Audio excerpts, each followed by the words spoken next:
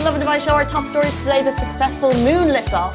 We'll also be talking about Ajman police rescue a troubled man. Everyone is talking about Morocco's their big win. And Wednesday, the show is trending #1 in the UAE. And of course, we're going to be talking about all things booking your World Cup tables because we only have the semi-finals and the finals left. But before we get into all of that, a quick PSA to you. We need to tell them. They need to know. They need to know. If they get in touch with you yesterday, today, and they say they want to have a serious chat, our words to you: avoid at all costs. This is not the day to have a serious chat with your man or gal. Yeah. Tell them why. Okay, so December 11th, December 12th. I think this whole week of these days in December before Christmas, this is when couples want to break up. This is when one of them is just like, you know what? Is it going to be worth it? Spending all that money for a Christmas gift, for, you know, like New Year's plans, Christmas plans, Hanukkah plans. Is it worth it? So couples tend to break up around this time of the year, more so than usual. So it's not just the season to get festive. This is the season to break up. They say on December 12th. Why? Because people don't want the pressure of meeting family. They don't want the pressure of spending time with family. And they don't want the pressure of gifts. And then if you get too close, you can't break up on like December 20th, right? Yeah. So you have to do it now. So if Boo wants a conversation, just avoid them. Run. Because then they'll feel too guilty. And then you'll have a boo for holidays. Yeah. That's all you want, really. As soon as you get the hint that they want to have a conversation with you, just be extra sweet, you know? Extra sweet. How do you be extra sweet? How do you turn it on? Like, turn on the charm so they don't leave you. How sad is that? Okay, get a message. We need to have a chat. We need to have a chat, Simran. I want to have a discussion with you later on today. I'll be like, of course, anything you need. Just want to tell you how grateful I am to have you in my life. The changes you have brought. I mean, I just can't imagine life without you, you know? Like, just... Guilt trip. Guilt trip. Can you imagine? Like, you're the most amazing person. Like, I couldn't... Actually, that's a serious guilt. I couldn't live without you. Like, I've changed so much because of you. Like, you're everything to me. You are my everything. Wait, that can go two ways. That can go two ways. One can be like, okay, the guy or the girl is just like, wow. I mean, like, maybe I'm not realizing what I have right now. I don't want to like wait until it's gone. And the second one can be just like, too what far. A clingy. Yeah, we went too far, I think. Yeah. That was too clingy for me. Too Imagine clingy. you were my everything. I can't live without you. Horrific. Yeah, you'd want to break up right there, right then. Yeah. Okay, so avoid boo at all costs the next 2 days. That's our advice to you. Let's jump into our top story. The first Arab mission to the surface of the moon has liftoff, and we have blast off, and we are super excited. The Arab world's first lunar rover successfully blasted off to space on Sunday. This is the UAE-built Rashid rover. We call him Rashid. We love him. The first Emirati mission to the surface of the moon, lifted off on board a SpaceX Falcon 9 rocket from Space Launch Complex 40 at Cape Canaveral Space Force Center, Florida. How many times can I say space? Wow. A coffee shot every time Casey says space. With the successful launch, the UAE has become the first Arab country and the fourth country in the world to land on the lunar surface after the United States, Sovereign Union, and China. The Mohammed bin Rashid Space Center, MBRSC, said once launched, the integrated spacecraft will take a low-energy route to the moon rather than a direct approach, which means the landing will take about 5 months after launch in April 2023.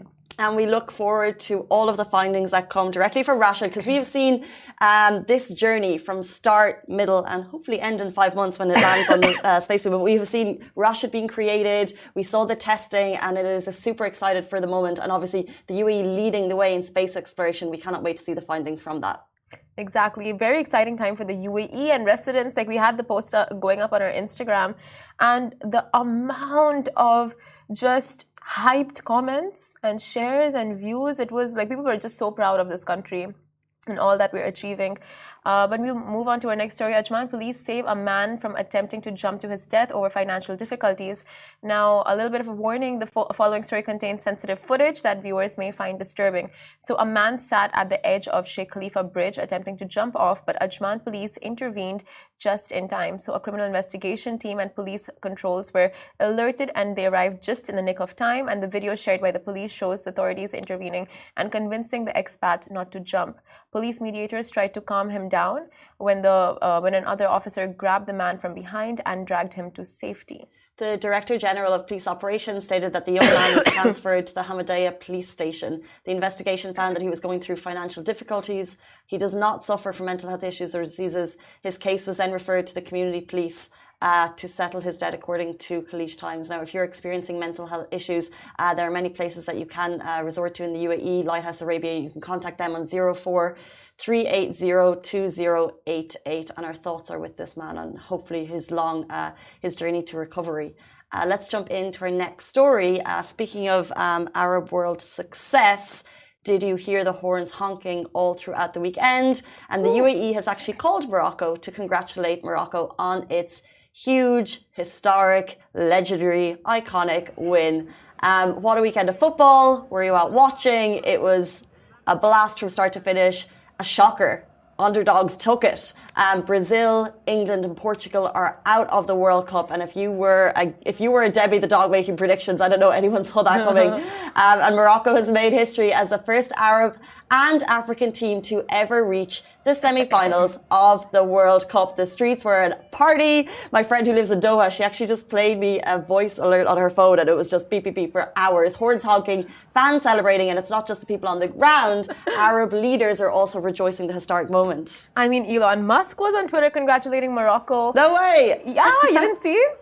Well, it's amazing. Oh, I did see it actually, yeah. The kind of love Morocco was getting, and what was I going to say? Oh yeah, but it was a bittersweet moment because the win happened as it was Ronaldo's last World Cup. So very bittersweet moment.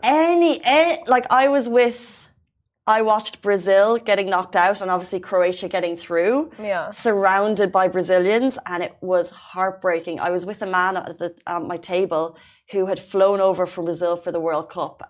He's, I'm going to guess, in his 60s and just clearly a diehard fan. And to watch him go through the emotions of, the first goal, he was up, he found this giant Brazilian flag and he was waving it. We were at the ISD and there's a massive screen. He was waving it in front of the big screen and it was just celebration, victory. And then to watch it, he left for the penalties. He didn't even watch them. I was where's he going? He could not because he was just so shook. He was so excited about this. And then it was just heartbreak for some and then absolutely elation for others.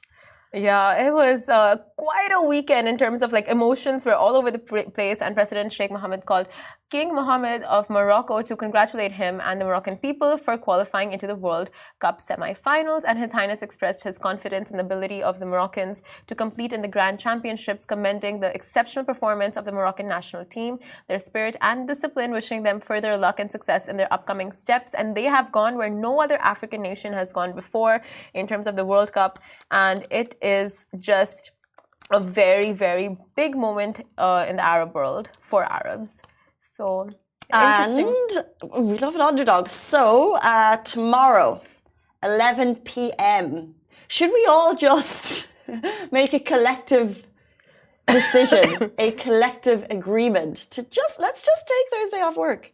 Wednesday, so tomorrow 11 p.m. Argentina, Croatia. Argentina, Croatia tomorrow 11 p.m. Wednesday 11 p.m. France and Morocco, and the world is going to stand still. It's the first Arab country. We love an underdog story. It's very tricky for me because I have France in the sweepstakes. Oh yeah, I was gonna say you must be all over the place in terms of excitement because France made it through. I watched France and England play. Was France and England right? Yeah. Yeah. And I had France and England, but also, England is such a big team and there's such a hype over the English fans getting through that I secretly wanted them to get it as well. It was this whole mess. I remember when Kane was getting Harry Kane? Kane, yeah, he was working for the second penalty, trying to shoot the second one. And one of my friends is there's an England curse, it's not going to happen. And as soon as he kicked, this goes, there were memes all over the internet about Kane kicking that football and it going out of space, just missing the goal so much. Mean. By such a distance? You just feel so sorry for you saw the pain of I saw the Brazilian players after they didn't get through. Neymar just bawling on the pitch because they have your whole country, your passion, your pride, everything behind you. I don't care about the football too much, but I do care about these footballers. The pressure of the world and the media is on poor Harry Kane now after losing that. You just hope he's okay. And Ronaldo, did you see him in tears? God, I just didn't know I cared so much until this No, weekend. they do it. I didn't realize I love football so much. Ali, I get it. I get why you love football now. We're going to be watching it all the time. It's just an emotion. It's togetherness. It's inspiration. It's bred in us now. It's in our blood. Football. We need a team. We need what? Playing is different to watching. No, I mean, we need a team to support. We need a team to get behind. Who should we get behind? Is there any kind of good team that we can support? I will go after Argentina Madrid. and Morocco. AK, do you support Blackburn? AK supports Blackburn. Okay, controversial. I want a team that wins. My brother's a big Blackburn fan. I'm going to get in trouble for that. مرحبا للجميع، أنا سبيل وأنا فؤاد وعم بتتابعوا Unspoken. انطرونا بحلقة ومواضيع جديدة ما سمعتوها من قبل، لأنه هون بنحكي اللي ما بنحكى. وما تنسوا تابعونا على السوشيال ميديا لتعرفوا مين جوفنا بالحلقات اللي جاية. Okay, speaking of trending and everything that you're watching in the UAE this weekend, if you weren't watching the football, what you were possibly watching was Netflix. Exactly. So Wednesday is trending #1 on Netflix UAE, and Dubai loves it. So Wednesday is a spin-off from the infamous, sadistic, dark, and humorous Addams Family, and has been trending #1 on Netflix UAE and globally for the past 2 weeks. And Dubai is certainly in love with it, featuring names like Jenna Ortega, Catherine Zeta-Jones, and Christina Ricci. The show has broken the Stranger Things 4 record as the #1 most watched series on Netflix and clocking in 341.2 million hours in its first 7 days. The comic murder mystery has definitely got its audience addicted. So over the past week, Google searches for Jenny Ortega have been very high, and she's gained over 10 million followers in 10 days on Instagram, which is a real sign of followers, of people interested in the show. So safe to say, everyone's waiting to see what new things unfurl at Nevermore in season 2. Haven't watched it, by the way. Yeah. Didn't think it was my thing, but that Netflix trailer reels you in. Yeah, the trailer and that famous dance scene of hers, it's crazy. And Lady Gaga imitated the dance scene as well. So there was, I think, in the show, the school that she goes to had a dance, and she just performed the solo dance, and it was pretty interesting.